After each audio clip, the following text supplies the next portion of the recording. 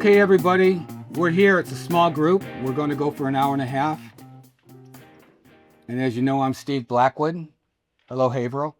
What's really important, is to know what just happened before the first beat of the scene, before the first line of the scene. A lot of times you'll be in acting classes and people will go, "Hello, how are you doing?" "I'm fine, how are you?" And they'll do this scene where they start the scene, and then they just start. What happened before that? Where was the life before that? Life happened before life. And we'll get into this now. I want to start the work, actually. We do a mixture of monologues and scenes, mostly from movies. And right now I want to do a wonderful scene from When a Man Loved a Woman. It's a monologue, and it's a woman in an AA meeting. So if you could all react appropriately. And if you don't know, I'll tell you. I'm going to be sitting over here taking notes. You know, it's so funny. My teacher in New York, Uta Hagen, used to take notes, and she used to sit right there, and she'd chain smoke a pack of cigarettes, and laugh, and she loved the work. We're actors. We just love it. For me, it started with Uta Hagen. Hello, Norm. And I fell in love with it. But what I've noticed around Boston, especially, is that we have a lot of people doing films, 48-hour film festivals, do the film in 48 hours. I just did a movie called Family a Game Night, and I wrote it, directed it, and acted in it, and I wrote it and rewrote it. It must have been 1,000 times to get my family down, and I wasn't bashing my family. It was a crazy family in Detroit, very dysfunctional. I loved them, but it was quite a lot to overcome that family. And it was very cathartic, but I needed to write it, and it wasn't right, and the line wasn't right. And I was just reading a biography about Anthony Hopkins. And he would take a script and he would look at it hundreds of times. I'll be talking to them too. Hundreds of times, and until he knew that script like the back of your hand. You know how, you know the back of your hand, Madison? Because I don't. I don't even know why they say that expression. But I swear to God, it's like he would know it so that the lines were there, and then he could just be free to do whatever he wanted to do, to be in the moment. It's about being in the moment. I want you guys to surprise yourself. When you surprise yourself, Norm, you surprise the audience. People rehearse, and I cried. This is where I cry. This is where I start laughing. You could cry at the beginning. You could cry at the end. You could not cry. Uda used to say, if you want to cry, try not to. And all of a sudden, you get buckets. This is what I teach. I teach the method. I teach what Uda taught me. I teach what Stanislavski taught all of us. He was the grand master. Live it. Paul Newman was on a chain gang for 2 weeks before he did Cool Hand Luke. Uda, my teacher, Uda Hagen, the famous stage actress and more famous acting teacher, was Martha in Who's Afraid of Virginia Woolf, and she would write down her itinerary during the day. She would write down, and then she would do it. Meet Daddy at lunch at 12. Meet George for dinner in the school cafeteria. And she would do all these things. And because what I teach is that I want you guys to be, don't act. For God's sake, don't act. I want to see you. Martha, you're doing Erin Brockovich. We were talking about this before class. I don't want to see Julia Roberts.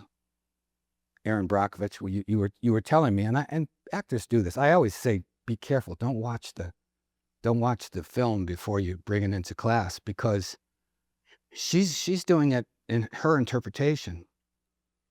It might be totally different for you. I hope it is. I hope you surprise yourself. I hope something happens that didn't happen in rehearsal.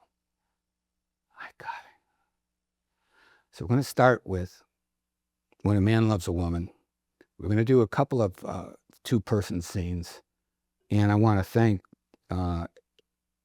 HCA and Haverhill Media for letting us do this here. And anyone in Haverhill is welcome to come to see our class and watch and observe. And I'm going to watch and observe over there. Oh, so we say our names and we say, we slate. It's called slating, guys. Slate is, hi, I'm Steve Blackwood. When a Man Loves a Woman. Usually at an audition, there's a piece of tape right here and you straddle it. And you say, and you think, and by the way, when you're on an audition, especially, I don't know, is it mostly self-tape now or do we do it live? Most tapes. Well, if you're live, like they were in the old days, you got a mark here and you straddle it. And this is on camera, guys. So, you know, a lot of, be careful with too much movement, bring it down. But honestly, you know, I got a secret. Acting is acting. Sure, I mean, if I'm yelling, you know, the microphone's going to go whatever. But acting is acting. It's two people getting together, and there's objectives. Both are trying to get something from each other, and you have expectations, and sometimes those expectations are met, and sometimes they're not. And I love it when you guys surprise yourself. That's what Kazan said. Surprise yourself, you surprise the audience. So you say your name, you say the piece, Steve Blackwood, Who's Afraid of Virginia Woolf? And then have at it. I let the actors do one pass at it, one take, and then we'll do notes, and then they'll do it again. And if they do it really well, we'll celebrate, and we'll give them a piece of cake. Erica James, When a Man Loves a Woman. Hi, I'm Alice. I'm an alcoholic. Hi, Alice. Hi, Alice. I've been sober for 184 days.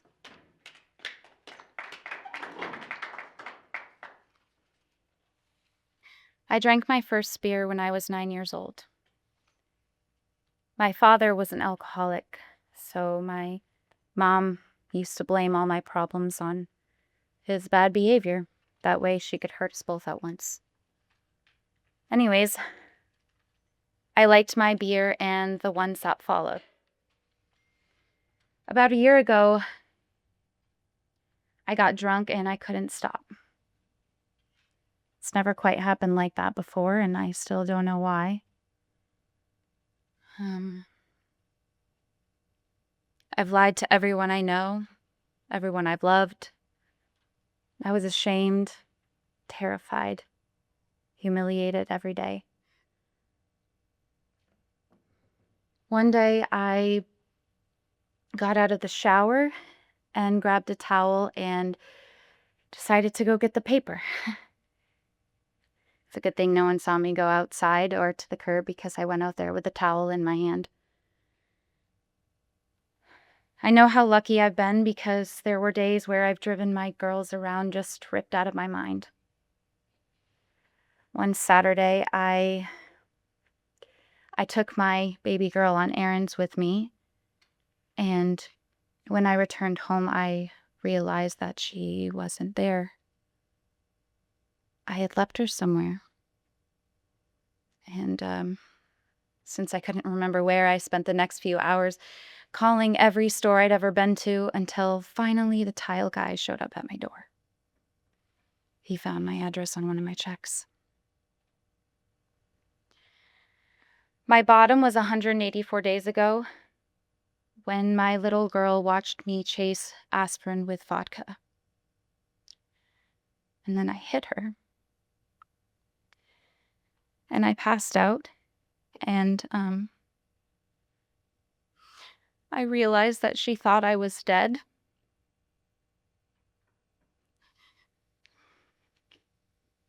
All my life, I'll never know what that did to her. But I have to forgive myself for that. And I have to forgive myself for what I did to my husband. It's amazing how much you can hate yourself for feeling so low and weak, and he couldn't save me from that.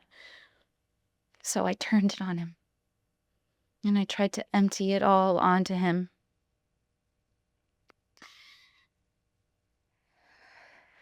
I shut him out because I thought that if he knew who I really was on the inside, that he wouldn't love me.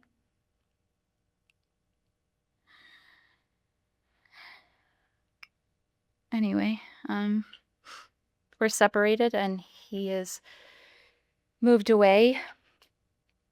And I don't know if I'll ever get the chance to see him again, but I have to believe that I deserve that. Because we all deserve another chance.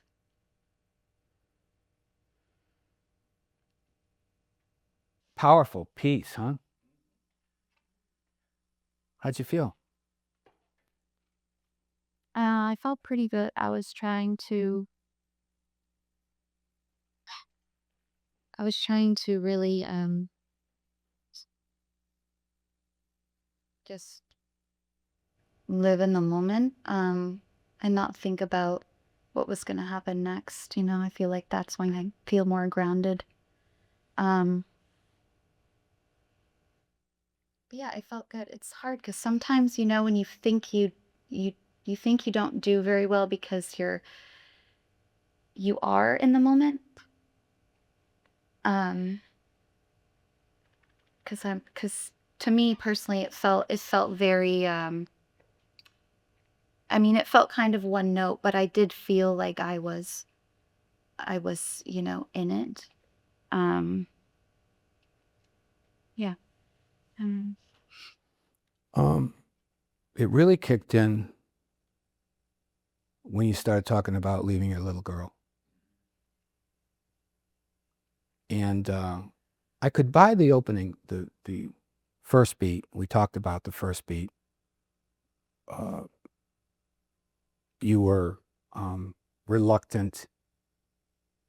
It seemed to be you were reluctant to talk about this, even though your sobriety depends on telling the truth. Yeah. yeah. And then reluctant, and then finally it hit you. My note to you, my only note to you, I thought it was a nice monologue, didn't you guys? Is I believe, and you can incorporate into your score, your acting score,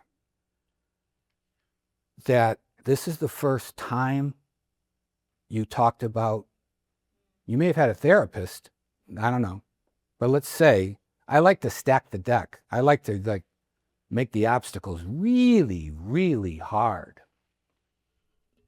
And one of the hard ones is, this happened in a movie. I just shot a movie with Chris. Chris was the DP. And my son in the movie makes me confess that I was a bad. I can't even talk about it, Claire. I know. It's so good. But it makes me confess that I was a bad father. Mm-hmm. So when you load up your obstacles, when you have to overcome something, even if it's physical life, Jack Lemmon in the apartment had a cold. He had to he was giving his apartment to these executives for their affairs. In the apartment, he's calling up, and he's got a cold, and he's trying to yeah, Mr. Dobish, you can't have, and he's got all this to deal with. Yeah. Physical life. Uda was a stickler on that. Now, this is an AA meeting, and your physical life is, you're at a podium here. But I would like it to be really harder for you. And then let's get specific. How long? Erica's not really an alcoholic. Wanted to let Haverhill know. No. But how long would you say that you were in the program in AA? And was this the first time you spoke at a meeting? These are things. I mean, when I was thinking about it, I was thinking, yes, it was the first time. So it should be a little bit harder for me. I feel like I've been going to meetings, but like on and off for a year. I started and then I stopped. See, this is what I like. You're getting really specific. Why on and off? Why aren't you going every day? According to what I hear, you go to 90 meetings when you're new. You go to 90 meetings in 90 days. Norm's shaking his head. So why off and on? This interests me. Because I wasn't taking it seriously. I wasn't really thinking what I had to lose at that time. Like your husband. Husband and kids. Did you have a substitution for? Because it seemed like you did for your daughter. Yeah. I can't imagine. Well, to be honest, I kind of also used myself in that position. Okay. So Whatever works. Mhm. My biggest note is make it hard. Make it. And I don't know. I'm not you. I don't know what Erica would do as Alice when you're saying this you may have had a sponsor that said, for your sobriety, it's okay. It's a safe space you can talk about when you lost your daughter. It might be your sponsor made you do it, and maybe you resented that. I don't know. But I like your specificity that you were going to meetings on and off. But I think after this meeting, you're going to start to go every day. But it's it's a beautiful moment when you went in and we talked about your daughter and losing her and hitting her. Yes. It was you got so emotional. Here's my note to you, Erica, and here's what you're a good actress. You're technically sound. You have everything going for you. And I've said this to you before, and I'll say it to you again. You need to let go. Right here, in front of Haverhill, wherever the hell it is. Or not let go, but really be there. This is make-believe, but we really got to believe it. You're really at an AA meeting. It's life or death about talking about your daughter. I don't want to talk about my daughter. If you get emotional, you may get so emotional you might not finish the monologue. I thought you started to get emotional, and then you went back into a bit of rehearsal. Am I right or wrong? Yeah, you're right. Yeah, I felt that. Don't. Let it go. You're enough. You have tremendous amount of talent, and everybody in this class knows that. We get this. It's so hard to be an actor. We go to these casting things, or we meet these casting directors that have no clue what they're talking about. I'm planning to get into a lot of trouble today in Madison. And they teach acting in their classes or whatever, and I think it's ridiculous. And I'm going to be 70 years old in May, and I don't give a shit. Learn your technique first. Everybody wants to be a film star and go to these film festivals. I love film festivals, but learn your technique. What happened? What just happened? What are my expectations? What is my objective? What's my obstacle to my objective? Have a technique. Is it cold in the room? Is it hot? God, I'm just so... Sometimes I just want to bag the whole goddamn thing. But that's what I'm trying to say is that let it go. It doesn't matter. You're married now. You got to think, it's like you have these wants. I know, Erica, and I want you to be in my movies, but you have these wants and needs, and we all want to be famous, and it's just... The other day when I was doing the monologue about my dad, there was one monologue. Claire was there, and I was like you when I was going really good in this thing. I do not remember what happened. We did one take, and I have no clue what happened, but I was in it. And and these moments where you fly, for a couple moments you fly. They're very rare. They rarely happen to me. They rarely happen to actors. I don't care what they say. There's so much to do. We got to know the camera angle. We got to know where to sit. We got to please a sometimes demanding or untalented director. There's so many obstacles. But bring yourself. I want to see Erica in a situation where you do not want to talk about this. This is the last secret that you ever want to talk about. That's what I want to see. I don't care how long it takes. If you don't make it through the monologue, I stand and applaud here. Let's do it again.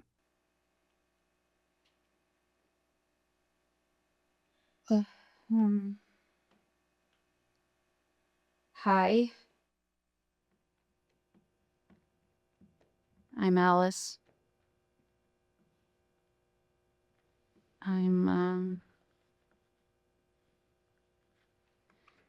an alcoholic. What, Alice? Yes.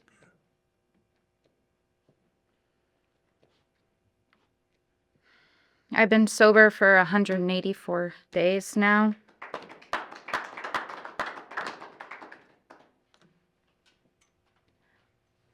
I drank my first beer when I was 9 years old. My father was an alcoholic. My mom used to blame all of my problems on him. That way she hurt us both at once. Anyway, I liked my beer and the ones that followed.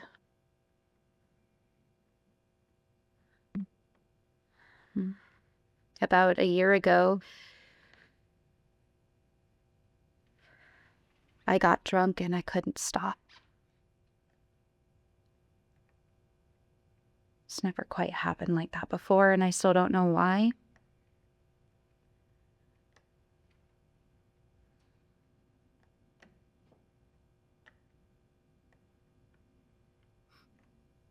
Lied to everyone I know. Everyone I've loved. I was ashamed, terrified, humiliated every day.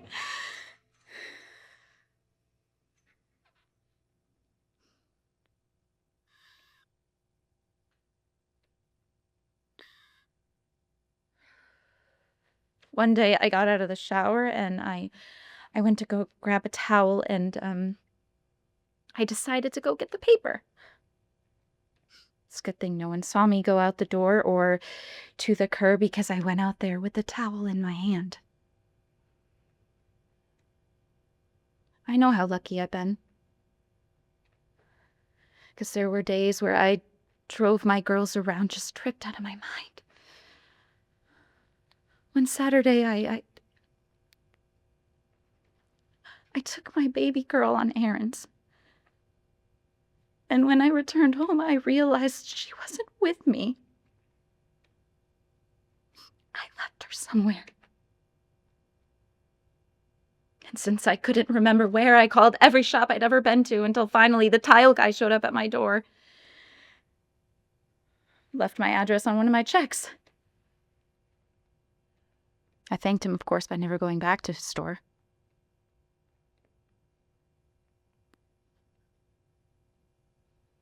My bottom was 184 days ago.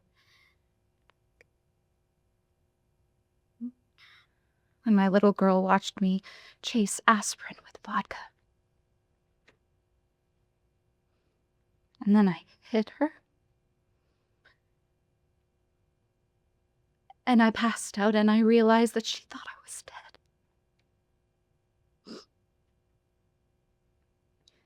And all my life I'll never know what that did to her. But I have to forgive myself for that. And I have to forgive myself for what I did to my husband. It's amazing how much you can hate yourself for feeling so low and weak, and he couldn't save me from that. So I turned it on him, and I threw it all on him, and when he tried to help, I told him that he just made me feel small and worthless. But nobody does that to us. We do that ourselves.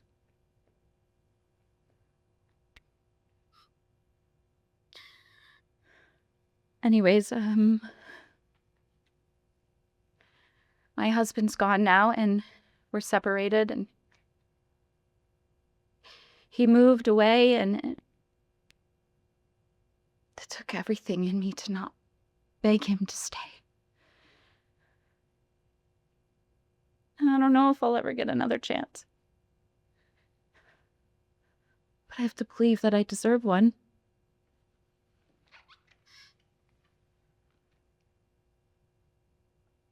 We all deserve one.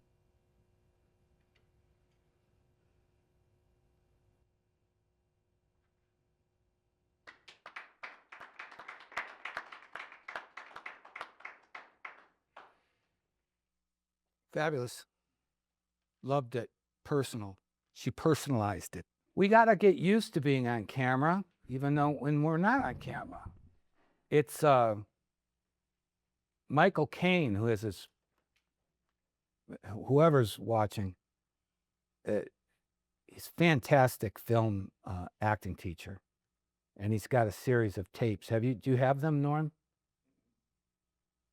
And he talks about loving the camera. I used to be so afraid of the camera. Erica clearly wasn't, because she was in the moment, in the thing, and there's no camera. Don't let them throw you. Don't let the camera throw you. Don't let the casting directors throw you. Don't let anything throw you. Be in character. Slate in character. Stay in character. Like Matthew in Ferris Bueller. Camera was his friend. And when you have love for your friend and you want to tell your friend something, the camera picks that up. They let the camera come to them. Don't go to the camera. Don't try to act for the camera. Don't indicate. Indicate. Don't. If you're playing a judge, I'm a judge. Be yourself playing a judge. Don't indicate. The audience isn't stupid. Individually, they could be real stupid. But the audience is, as en masse, is not stupid. Yeah, Outer Banks. Great way to start the class. Madison Schmalo. Be reading for Sarah from Outer Banks. My name is Aiden Hopper. I'm going to be reading for Rafe from Outer Banks.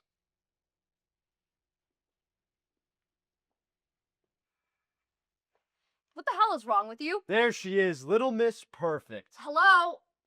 Are you high?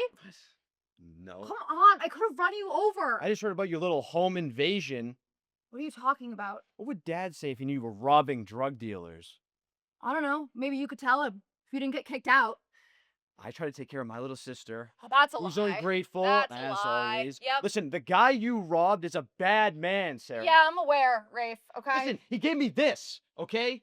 He gave me this for being late on one payment. Because you wanted to buy a stupid Listen bike. to me. Listen to me. You stole from him, all right? What do you think he's going to do with you and your little pogue boyfriend? Don't you dare. Don't you dare. Oh, yeah. Don't think I don't know what you've been doing, all right? Oh, who are you to tell me what you think I've been doing? Or what I've been involved in? I just know you're in a lot of you should not be involved in. Who are you to tell me what kind of I should be involved in? You know what? I would give Barry back his money like yesterday. What the what are you what I don't know what you want from me, okay? I don't know what the you want from me, okay? All right. I'm taking care of my own, okay? And you know what? One day, I'm going to be the one running the show, okay, Sarah? And you're going to wish that you were nicer to me. Yeah, all right. Why don't you give me a save the date when that happened, okay? You psycho.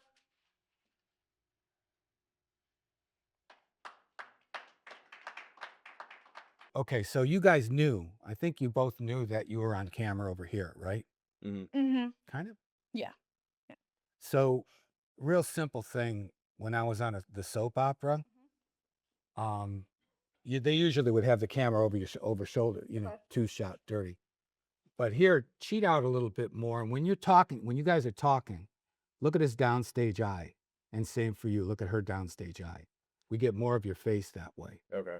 And me, especially if I got 2 cameras I'm working with, I'd ask the director, where are you guys at right here? You're outside, right? Mm-hmm. You know, like you could set something up like you're looking out over a mountain. I don't know. What's out here? What's out here? That's your fourth wall. What's out here? No, I'm asking you. What would you like it to be? I'm kind of pulling up and No, no, no. I'm saying that do you guys want to set something here? Did you rehearse outside? If it's an outdoor scene? If we could have something just like In a snowstorm? even just like standing over there, because my friend is like just alongside us essentially, and then her boyfriend's arguing with him, and they're like right over there within like 20 feet. So they can't overhear you. They can't overhear us. And you don't want them to overhear you. I don't care. I don't You don't care care? if anyone hears me. No. So you've got enough space here to go about to here, right? And you can just cheat out more. So yeah, you know, it's like it was too much thing. It's like get an environment here going. It's like let's do an improv, you know what I mean? So I hear you so you know, I hear you up the drug deal. You up the drug deal. You should have seen the other guy. Yeah. You're looking out here. Doesn't that look better? You guys know what I'm talking about? Use your space. Use the outdoors. I can't believe it. It's like you're looking at it in Madison. It's almost like you know, if I look at you, I'll kill you. I'm gonna look away, and then you can look away, and then you got a nice thing on the camera right over here. Find ways to cheat towards the camera. Yeah, I was trying to point, but I think I'm gonna spike the lens on that one. Yeah, When I was pointing, I was trying to point to her boyfriend. I think I might have. it's simple. In the soap opera, we did our dry block, and then there was the master shot, which you guys are in, you know, and then there's the over-the-shoulder stuff, and then there's the close-ups, and they come in really close.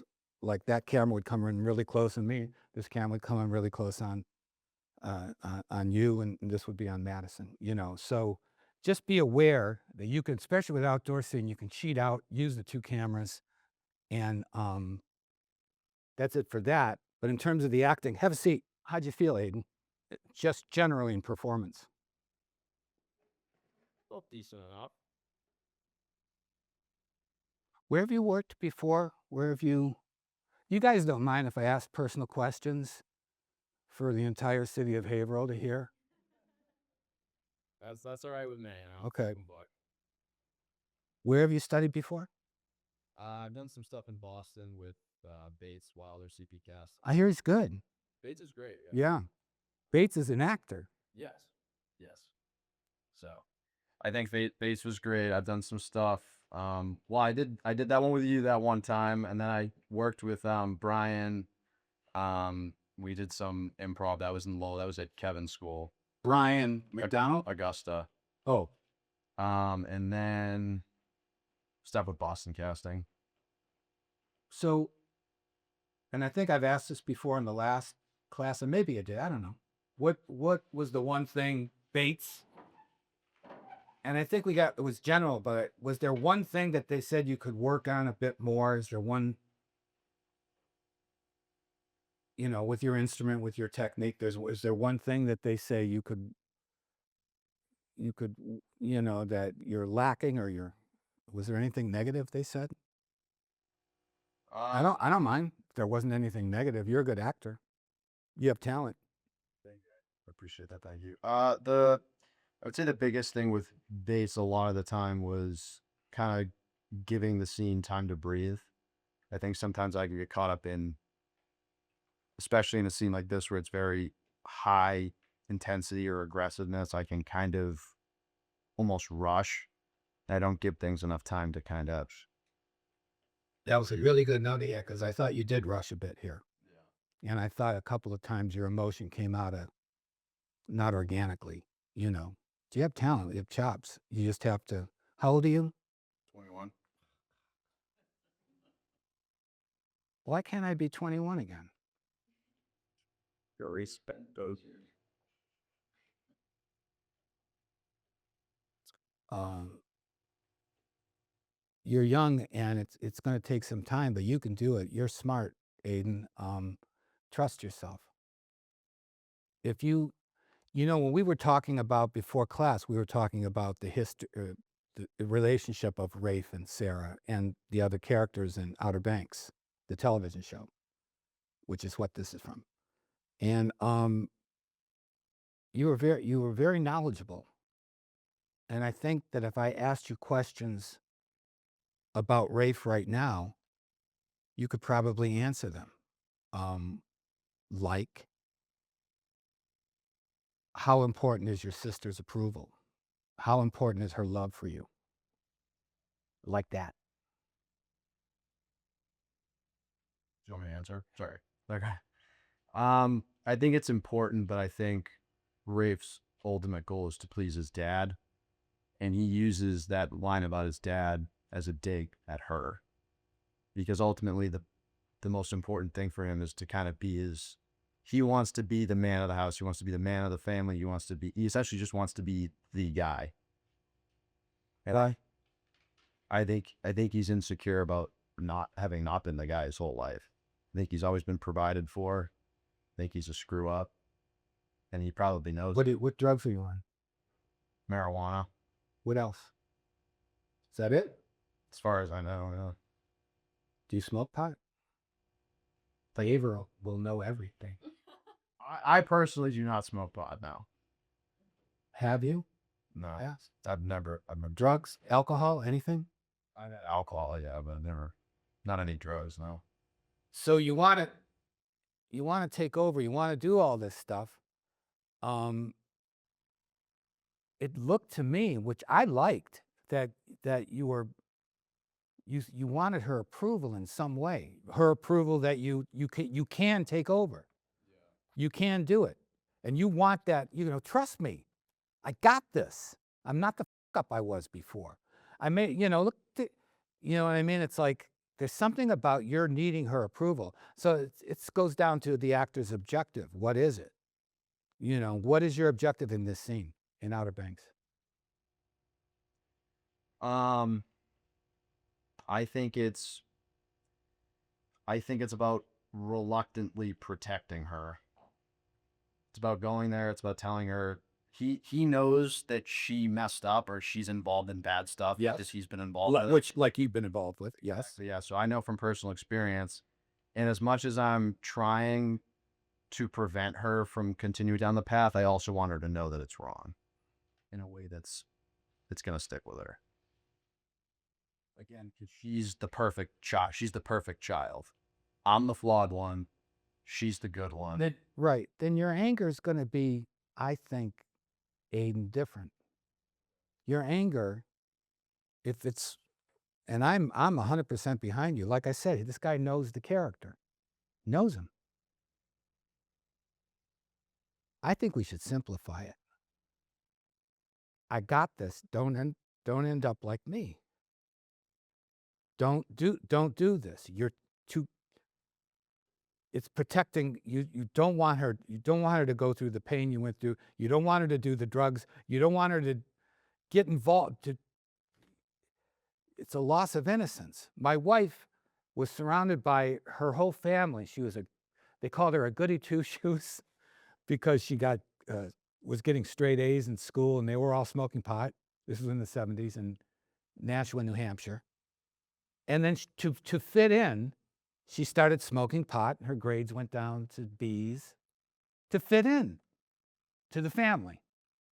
So it's and you're the protector. It's like you don't want her to do this. You're a up, but deep down you're a good guy. Just don't play a up, and you don't want her to go down this path. So I think the anger is not just, it's like anger, wake up, don't be like me. Don't do what I did. You don't have to do what I did. I got this. You're going to get killed. That's underneath you. There's the anger. Yeah, I just did it. And it was pretty goddamn good too. Madison, how'd you feel? Okay. Yeah, we rehearsed a little bit before everybody came in, and I think it was helpful to just kind of get a feel for where we both were at with the scene. Where are you at with the scene? When you push him, where does that come from? Where was that moment? What was your motivation to push him when you pushed him? I think she's really, I think, fed up with him and his need and want to protect her.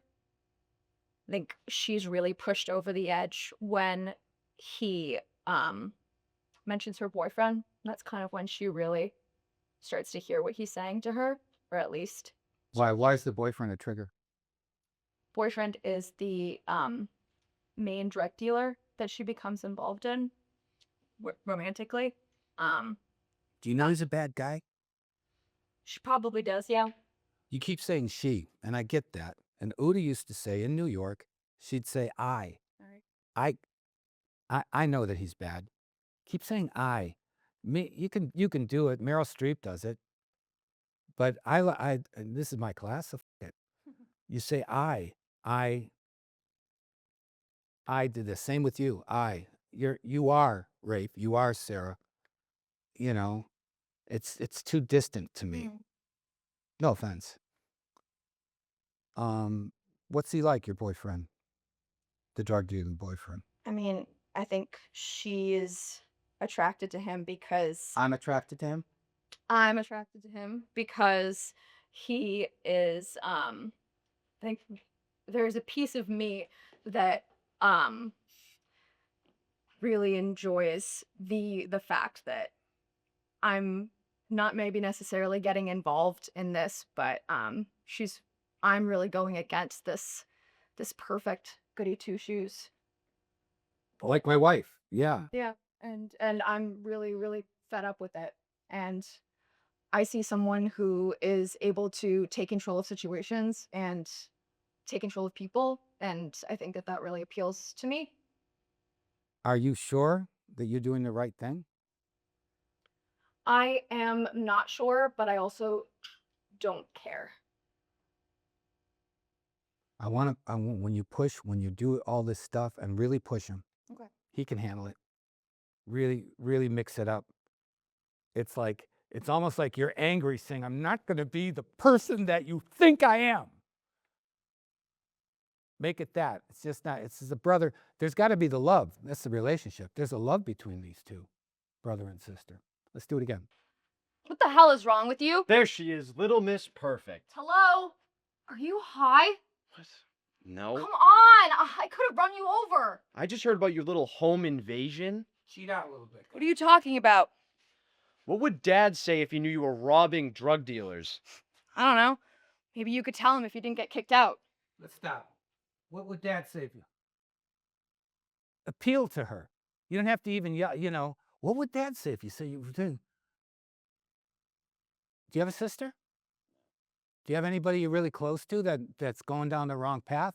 What would he say? What would Dad? You know she loves her dad, right? Yeah. You both do. Give it to, don't just act. Be Aiden. Say, what would Dad say? And then let go, you guys. Have fun. I'm not going to stop you anymore after this. What would Dad say? Go ahead. Let's start the scene again. Where are you coming from? This looks like you're coming from two places of outside. Where are you coming from? Here? I know we're starting the scene, but Uda talks about destination, about, it's just like you guys are kind of wandering and there's no specific destination. Maybe you just said, you're going to meet and you're going to walk, you know what I mean? What the You're going to walk over here. Maybe this is the place you guys used to talk when you were kids, looking out over the thing here. Do that. Okay. Okay? Yep. Are we having fun yet? Yes, we are.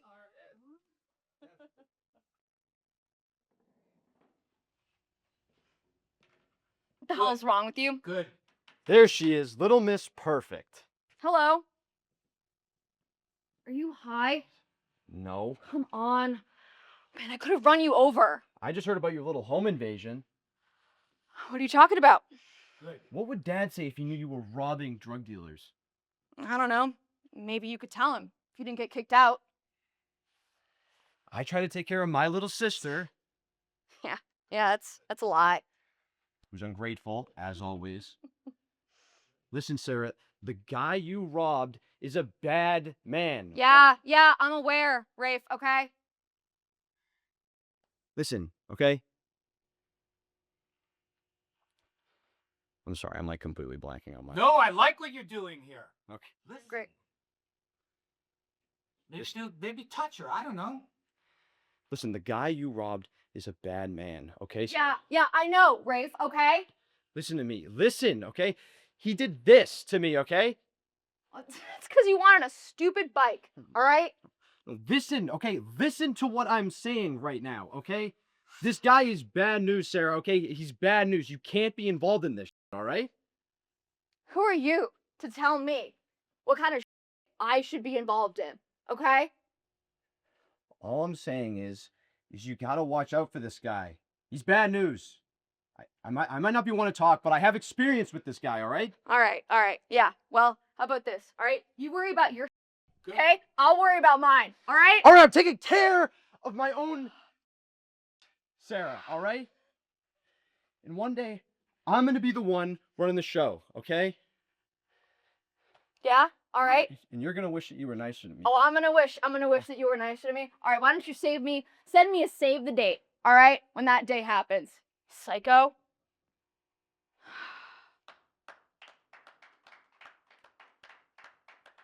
I like that you guys have a seat. I like the laughing, Madison. You personalized it there. You know, something about the laughing was real, was personal. Aiden, you were looking up over there a little bit more. Remember the downstage? Was there a reason? Was that people might be listening over here? You were kind of looking to her left. At all.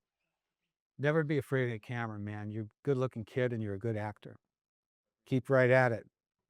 Downstage eye, stay with it, you know. And if your objective is really to get her back on the straight and narrow, you're not going to think about cameras or anything. You're just going to be thinking about Sarah, your sister. You guys aren't sitting at a table. You're not. No. Okay. Slate, say your names and the piece, which I don't know the name of. Mike Kehoe. Let's come up with a name. Mike Kehoe press conference. Clara Coyne press conference.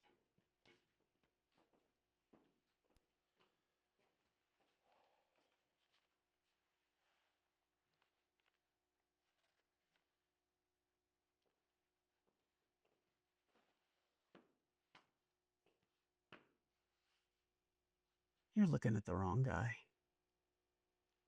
Polls say otherwise. Polling requires narrative. And your narrative, that requires maintenance. The night when you drank way beyond your judgment, I didn't clean up a mistake. I cleaned up a catastrophic, fatal event.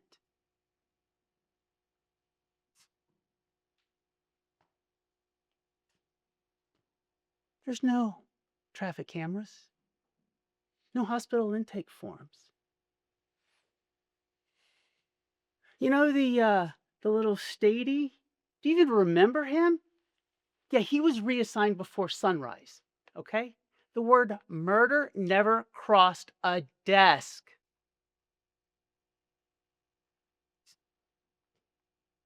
You didn't wake up innocent. You woke up protected. Make it seem like I'd be nothing without you. You would be nothing politically without me. You think you have absolution? No, no, no, no. See, if any of this comes out, like the blood, the alcohol, the timeline, the body, it's not just your campaign that dies. It's my career, my leverage. Oh, you can't stand the fact that the power comes from me.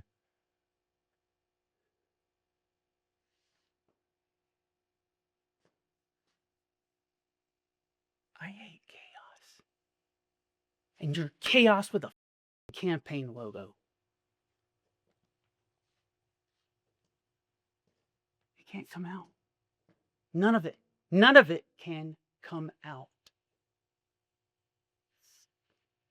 I made it all go away. Do you even remember the grieving widow? Right? She had to disappear. And I made that happen gracefully. So,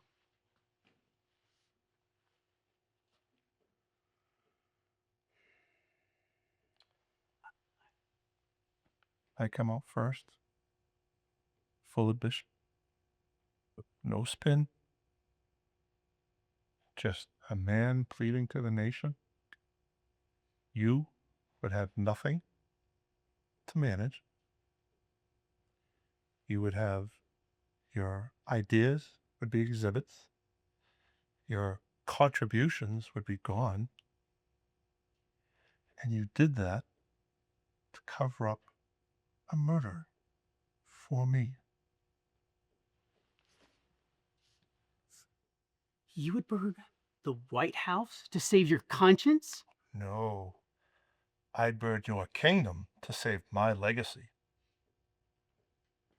Well, then you better choose very, very carefully. Because if this breaks, only one of us is going to survive history.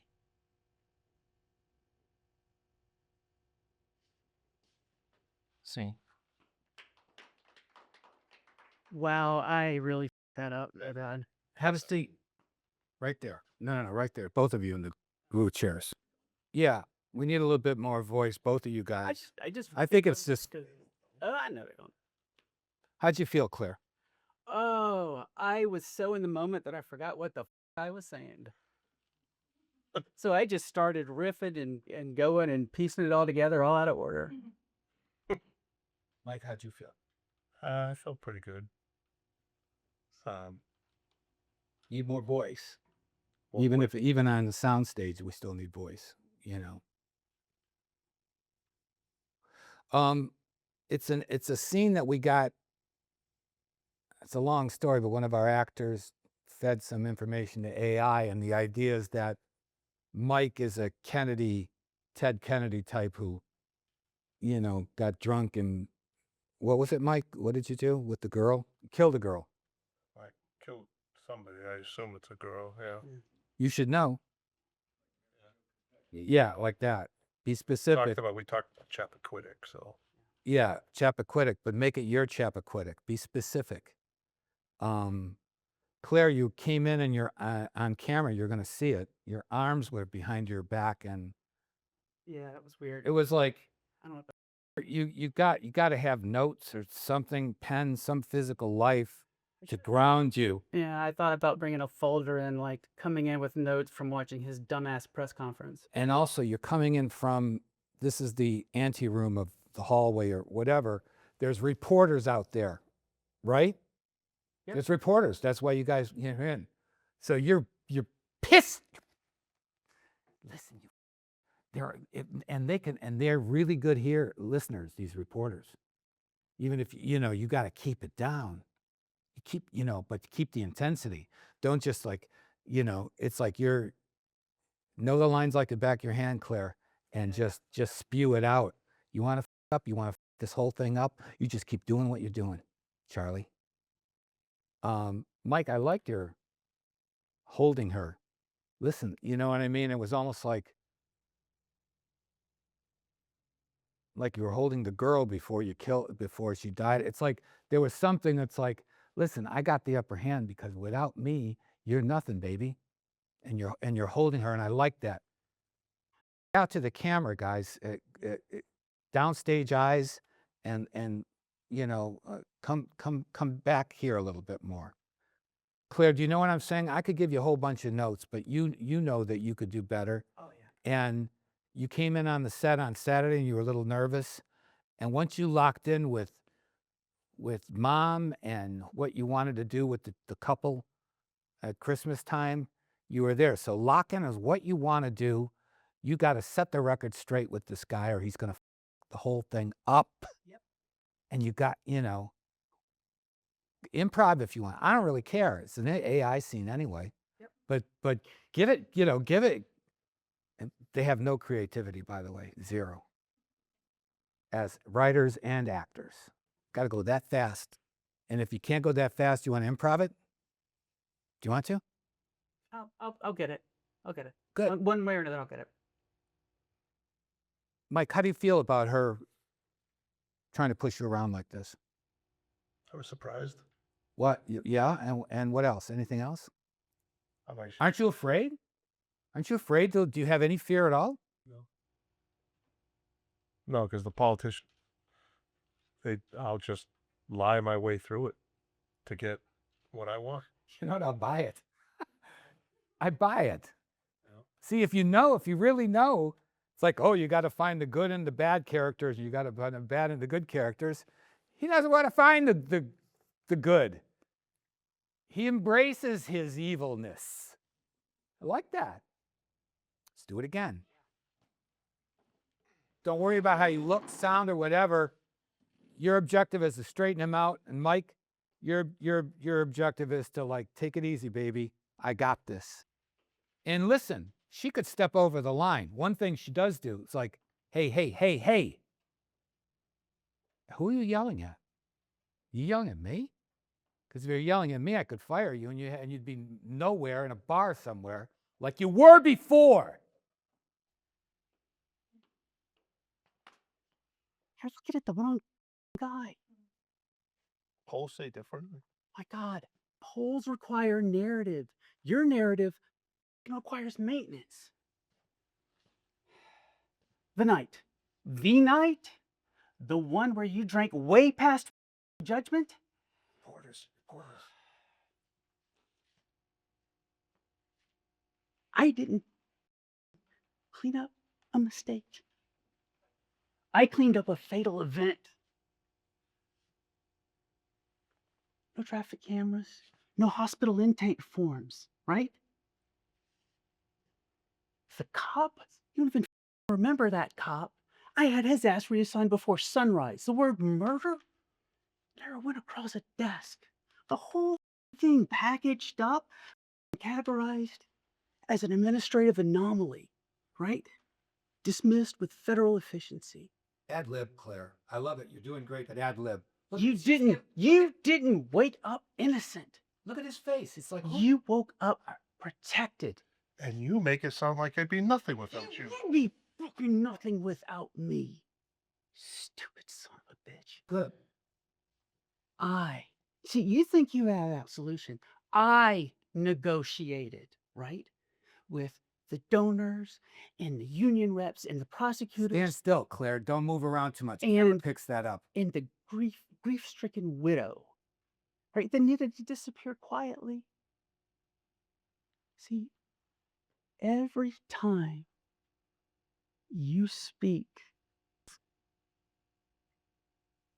about accountability, I hear my voice underneath it all.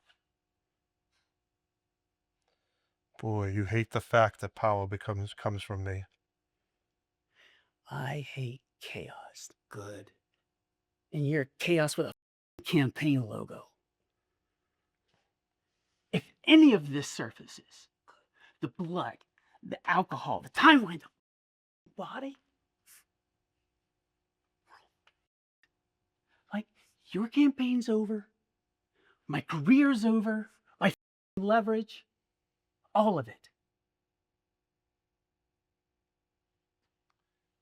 And if I come out first, full admission, no spin, a man confessing to the nation, you have nothing to manage. Your donors dry up, your ideas become exhibits, and you covered up a murder for me. You'd burn the White House to save your conscience? No, I'd burn your kingdom to save my legacy. You better choose very carefully. Because if this breaks, only one of us is going to survive history.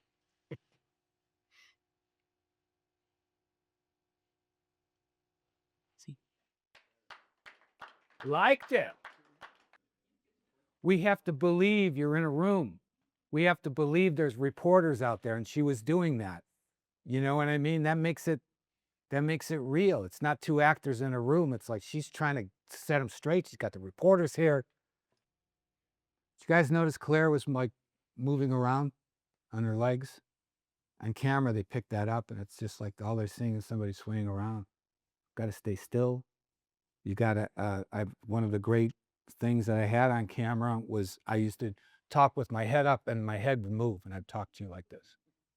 And Allie Sweeney from Days of Our Lives says, "Your head's moving. Keep it still, and look down a little bit, and then and lift your eyes up like Cagney did." It's like it's going to take time here, but it's our first time on camera. But those are some tips that are really good. If you're moving your head, your legs, the camera picks that up, and then it's going to take people out of the scene. Plan it. Spencer Tracy says, plant, hit your mark, plan it, say your lines, and be truthful, like Norm's about to do. To begin with, this case should never have come to trial. The state has not produced one iota of medical evidence that the crime Tom Robinson is charged with ever took place. It has relied instead upon the testimony of two witnesses whose evidence has been called into serious question on cross-examination. It's been flatly contradicted by the defendant. There is circumstantial evidence to suggest that Mayella Elwell has been beaten savagely by someone who led almost exclusively with his left. Now, Tom Robinson, who sits before you, having sworn to tell the truth, using his right hand, the only good hand that he possesses, I have nothing but pity in my heart for the chief witness for the state. She's a victim of cruel poverty and ignorance. But my pity does not extend so far as to her putting another man's life at stake, which she has done in an effort to get rid of her own guilt. Now, I say guilt, gentlemen, because it was guilt that motivated Let me stop you. This is the white woman Yeah. that is accusing this Brock Peters, right? Remember Brock? Okay. She has committed no crime. No. Go back to when you were talking about her. Oh, okay. Don't you find it reprehensible that a woman like this would use, would use a man's life as an excuse? Do you know what I mean? To Cover herself. yeah, to help herself, to cover herself. Yep. I've nothing but pity in my heart for the chief witness of the state. She's been a victim of cruel poverty and ignorance. Right. But my pity does not extend so far as to putting a man's life at stake, which she has done in an effort to get rid of her own guilt. Now, I say guilt, gentlemen, because she's motivated, because it was guilt that motivated her. She committed no crime. She's merely broken a rigid and time-honored code of society, a code so severe that whoever breaks it is hounded from our midst, as unfit to live with, and she must destroy the evidence of her offense. Go to the end now. That was better. Okay. But what was the evidence of her offense? Tom Robinson, a human being. Yeah. Excuse me.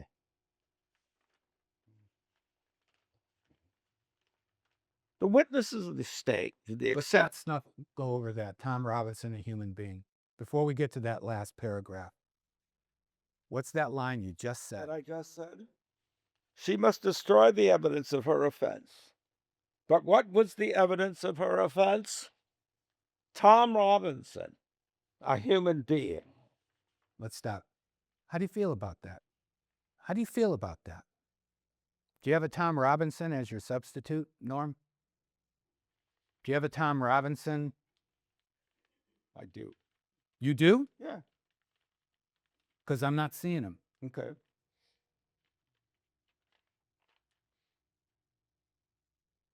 Friend of yours? Friend of yours? Tom Yeah. Robinson? Yeah. I'm trying to pull him up. Does it hurt to pull him up? Yeah. Don't have to act it.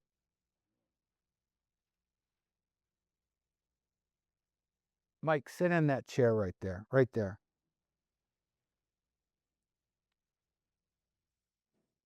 That's your friend, Tom. That's whoever you say it is.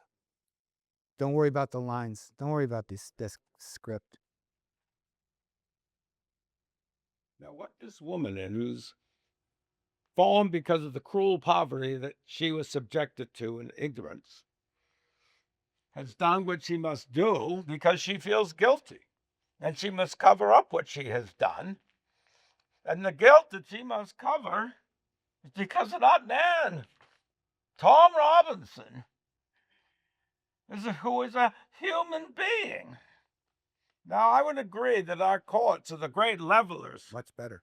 of all men who are created evil, equal. But I am no idealist to affirm in the integrity of our courts and our jury system. That's no ideal to me. That is a living, working reality. Now, I am confident that you gentlemen will review without passion the evidence that you have heard, come to a decision, and restore this man to his family. In the name of God, do your duty. In the name of God, believe Tom Robinson.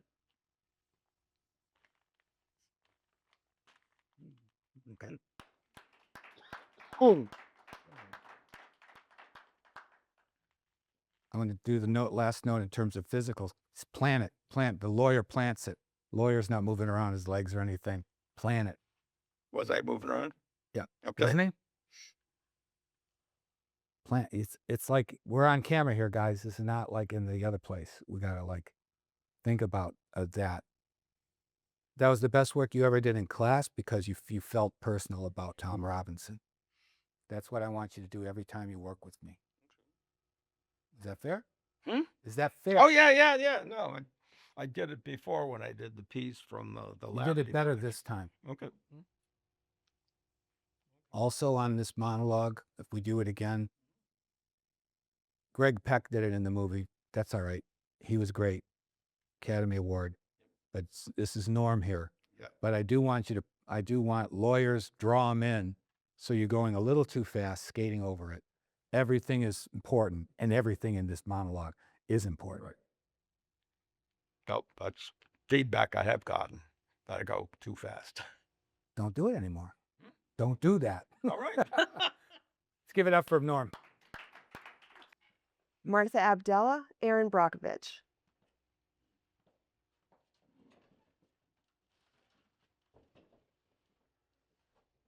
See? Now that pisses me off. First of all, since the demur, we've had more than 400 plaintiffs. And let's be honest, we all know that there are more out there. Now, they may not be the most sophisticated people, but they do know how to divide. And $20 billion is when it's split between them. Second of all, these people don't dream about being rich. They dream about being able to watch their children play in the pool without worrying that they're going to need a hysterectomy at age 20, like Rosa Diaz, one of our clients. Or have their spine deteriorate, like Stan Bloom, another one of our clients. So before you come back here with another lame ass offer, I want you to think real hard about what your spine is worth, Mr. Buddha.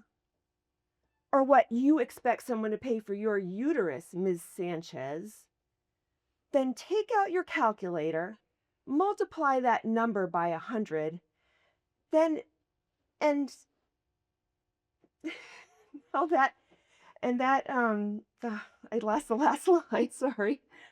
And anything less than that is a waste of our time. Let's see. I was like, what happened to my last line? Anyway. I think you were anticipating it, Maybe, yeah. but we don't want you to anticipate your last No. line. Anticipation is death. As an actor, we're doomed, you know, because you can see that we got an automaton, a robot, and we don't want that. Martha, did you want to come to this class to be on camera and to continue acting and do more than just the commercials that you do? Yes. I'm not fooling around tonight. Yeah. Then I want you to improv. Well, you have the lines pretty good, don't you? Yeah. Even before the laugh, even before the final line. Sorry. Have you seen the movie? Do you know this? Yeah, yep. Mm-hmm. It looks to me, I just got to cut to the chase here. It looks like you're afraid to get angry. And that could be personal. And I'm not Dr. Phil. But it seems like you're sitting on your anger. When they're taking money away from the kids, right? Who are they taking money? Who are you fighting for here? For all the people who've been affected by the bad water in the town. They're all getting sick. Including children. Including children. And she's somebody who cares about people. I'm somebody who cares about I'm kids. somebody who cares about people. I love my kids. I just want to help people. And they're getting screwed. By fat cats like this that are going to use the money to get a pool for themselves. Or for plenty of money to give back to give to these people. Okay, that's the Aaron Brockovich thing. What trips your trigger? What injustice in this country? Uh-oh, we could get in trouble here. What injustice in this country trips your trigger? I can think of one thing right now. Yeah, I can think of 1,000 things, but everything that's going on right now in our country. And at home, do you ever, like, you're watching your news whenever it's, what the hell? Say that all the time. I mean, but do you yell? I Does Martha get my eyes. angry? No, Martha doesn't. No, Martha's very calm inside. I mean, Martha meditates, Martha does yoga. So I don't like explode. Okay, so here we got a situation. Uda talks about this all the time. Cool. So I'm more chill now. No, I get it. But you're acting here. Yes. And we can't have that stuff. No, we cannot. We need angry Martha. Right. So we need you to find a substitution for yourself, for Aaron Brockovich, No, yeah. a friend of yours. I got a friend. He's Italian. You know what I mean? He can't freaking do this. He can't do this. What the? Look at that. Look, smirk on your face. You're taking you're making kids sick. You're making somebody you know that's volatile. Somebody that, it doesn't have to be Italian volatile, somebody you know that gets that just doesn't goof around, just lays it out. Are you getting emotional? No, but I mean, yeah, I'm trying to get angry. No, I'm not saying you. Do you know somebody that does that? Friend of yours? Are they all Marthas? Are they all No. yoga Marthas? Sure, I know people who get pissed and angry. Go ahead. And improv it if you want. Just go. Look at the smug look on their face. Look at these fat cats. Oh, see, now that pisses me off. Be more pissed. Be 20, 50% more pissed than you think you should be. First of all, since the demurrer, we have more than 400 plaintiffs. And let's be honest, we all know that there are more out there. Now, these people, they're not sophisticated, but they do know how to divide. Yeah.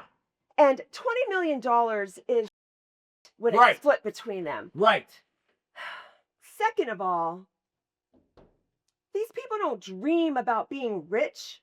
They dream about being able to watch their kids play in the pool, not worrying about whether they're going to need a hysterectomy when they're 20, Yeah. like Rosa Diaz, one of our clients, Yeah. or have their spine deteriorate like Stan Bloom, another one of our clients. Yeah. Yeah. Look at he's shrugging. You and your shrug. So before you come back here with another lame-ass offer, I want you to think real hard about what your spine is worth, Mr. Buddha. Yeah. Or what you would expect someone to pay for your uterus, Ms. Sanchez. Then take out your calculator, multiply it by 100. Yeah. Anything less than that is just a waste of our time. Much better. Yay, Martha. Thank you. I tried to get her angry. It wasn't working. She's doing the smug thing. What were you doing, Mike? I was just like, oh, for God, the eye roll. If I'm going after them and I'm Patty, it's like I'd mock the shit out of them in the moment. You follow what I mean? But you had it there, Martha. Good. That was good. Thank So that's class right now, but then we're going to go to retire to our replay room. By the way, if you're done with a scene, the actors never say scene. Stay on it, because the camera's going to pick up that lingering close-up, and then you might be doing something that's very interesting. But I'm Steve Blackwood. This is the master class in Haverhill. This is our first time out. We had a ball. I hope you did too. And I hope you tune in next week or whenever that is. Thanks.